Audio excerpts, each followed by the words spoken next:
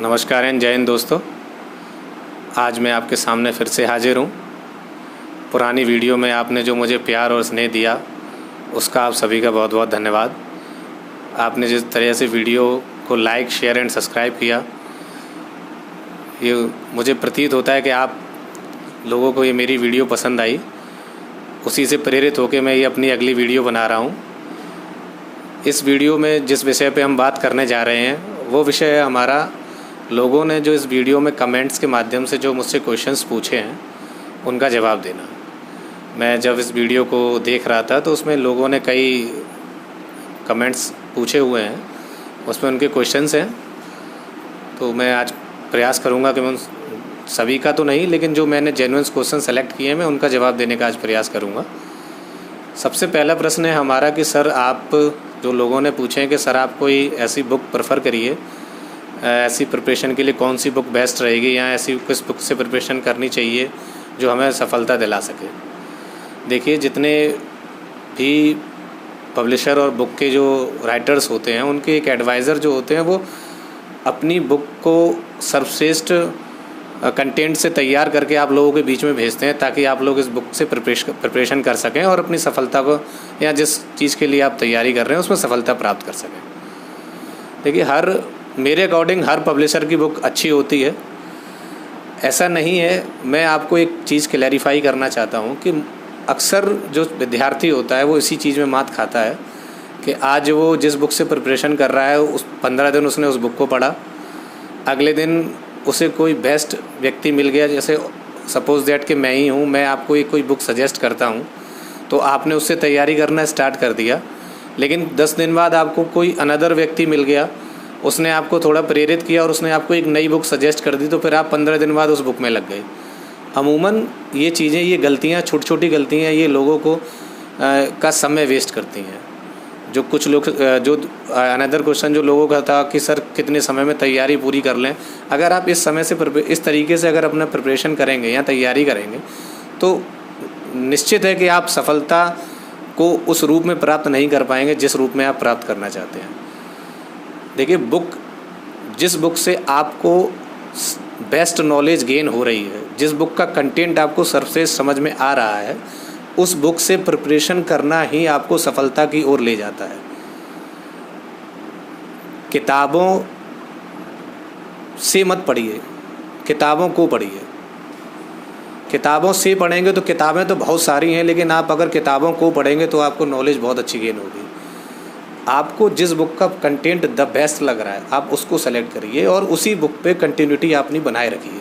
ऐसा नहीं है कि आज 10 दिन बाद मैं मिल गया, मैंने आपको कोई बुक बुलाई और आपने उस पर पढ़ाई चालू कर दी।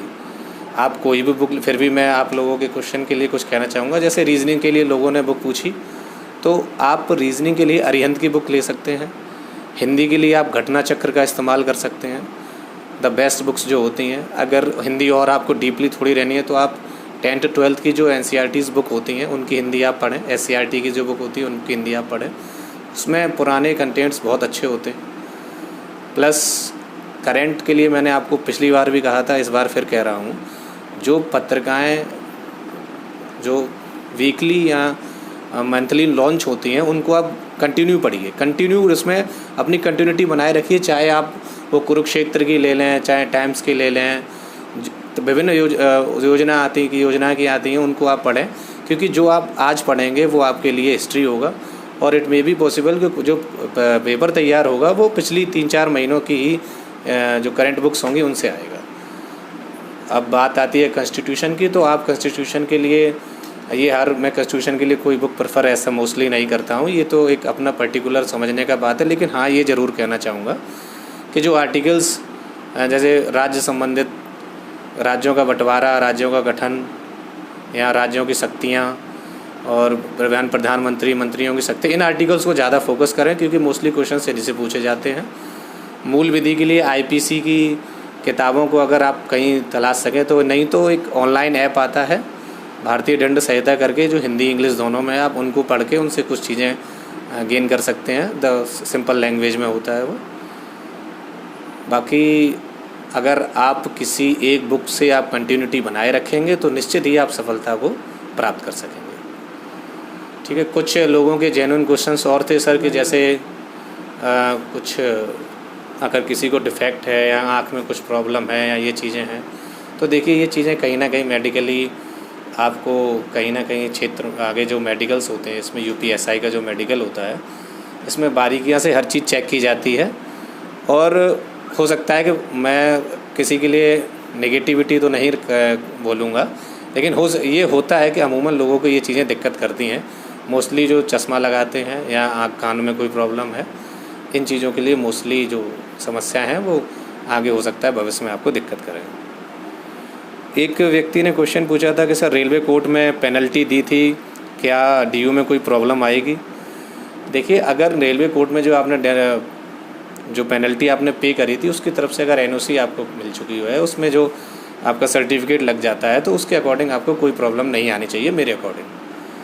अदर स्टेट्स के एक्स सर्विसमैन एग्ज़ाम दे सकते हैं, बिल्कुल दे सकते हैं। इनके लिए एक्स सर्विसमैन्स और इनके लिए कोटा होता है, वो अलग से इनको अप्लाई कर सकते हैं उस कोटे के माध्यम से। हाँ, एक क्वेश्चन था 160 क्वेश्चन अटैम्प्ट करने पर नॉर्मलाइजेशन पर प्रभाव पड़ेगा? बिल्कुल पड़ता है। अगर मैंने सिलेबस को आप अच्छी तरह पढ़ लीजिए। अगर नेगेटिव मार्किंग है तो मैं प्रेफर नहीं करूँगा कि आप सारे क्वेश्चन अटैम्प्ट करें, क्योंकि अगर नेगेटिव मार्किंग है तो ये आप सभी जानते हैं कि नेगेटिव मार्किंग अगर आप सारे क्वेश्चन अटैम्प्ट करेंगे तो ये आपको कहीं ना कहीं नुकसान पहुंचा सकता है।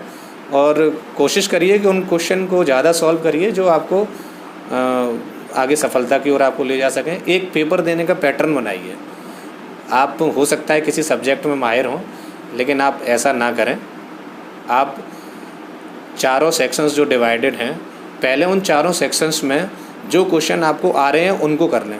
मीन्स टू से कि आप पहले उस कैटेगरी को पार कर लें जो पास वाली कैटेगरी है।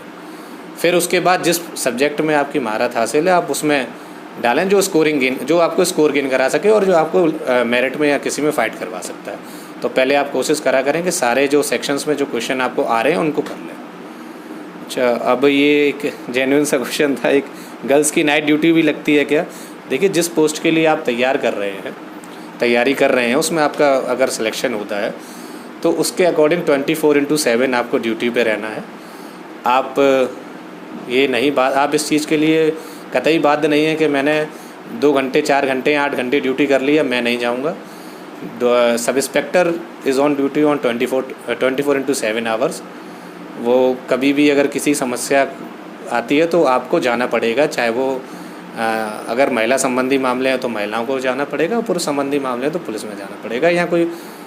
या रात्रि कोई बवाल होता है तो उसमें भी दोनों को सम्मिलित होना पड़ता है। तो ड्यूटियाँ सबकी लगती हैं, काम सबको करना होता है। अच्छा, और ये मूल विधि रीजनिंग का एक जो क्वेश्चन आया था मैंने उसके लिए आपको सजेस्ट कर ही दिया है। रीजनिंग के लिए आप अरिहंत ले लें।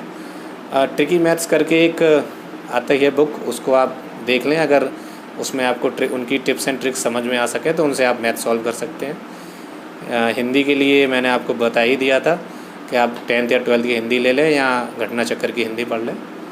बाकी अगर मूल विधि की बात है तो आईपीसी की कोई भी किताब जो सतीश चंद्र की आती हैं, एक ऐप भी मैंने आपको सजेस्ट किया था आईपीसी का, वो हिंदी और इंग्लिश दोनों में है, उससे आप पढ़ने की इन चीज़ों से मदद ले सकते हैं।